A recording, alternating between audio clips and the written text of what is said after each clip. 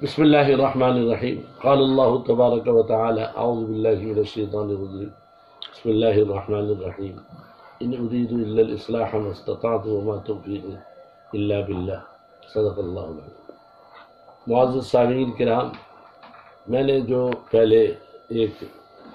Video بیان جاری کیا اس میں میرا ہرگز یہ مقصد نہیں ہے میں کسی ایک فریق کی تائید کروں، بلکہ میرا مقصد اصلاح ہے کہ آج امت مسلمہ کو اور دعوت و تبلیغ کو جو تقسیم کیا گیا ہے، تفرقہ بازی پیدا کی گئی ہے اور اس کو روکنا ہے۔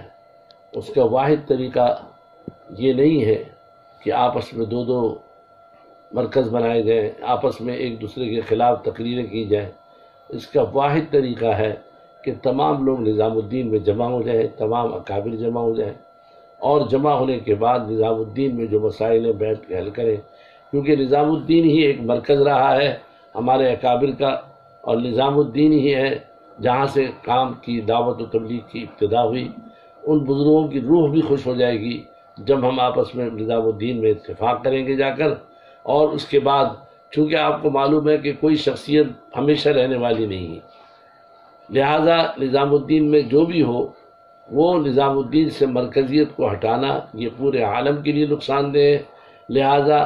آپس میں اتفاق کیے جائے، اتحاد کیے جائے۔ اور میں نے جو باتیں سخت کی ہیں، میرا مقصد ہرگز کسی کی تائید نہیں کرنا ہے، میرا مقصد ایک ہی ہے، وہ یہ ہے کہ آپس میں اتحاد اتفاق پیدا ہو، اس لیے کہ اس وقت امت مسلمہ میں واحد ایک جماعت تھی جس کے اندر اتفاق اور اتحاد تھا، اور یہ دن بدن ختم ہو جا رہا ہے۔ آج کل جو دورے کر رہا ہے فریقین، وہ دورے اس لیے نہیں کی جا رہے دعوت و تبلیغ کے لیے، وہ کوئی شورا کے لیے دورے کر رہا ہے، کوئی امارت کے لیے دورے کر رہا ہے۔ ازراہ کرم اس اختلاف کو ختم کیا جائے، اور حضرت مولانا سلیم اللہ خان صاحب نے جو بات فرمائی تھی کہ دنیا کے اندر کوئی نظام بھی بغیر امارت کے نہیں چلتا،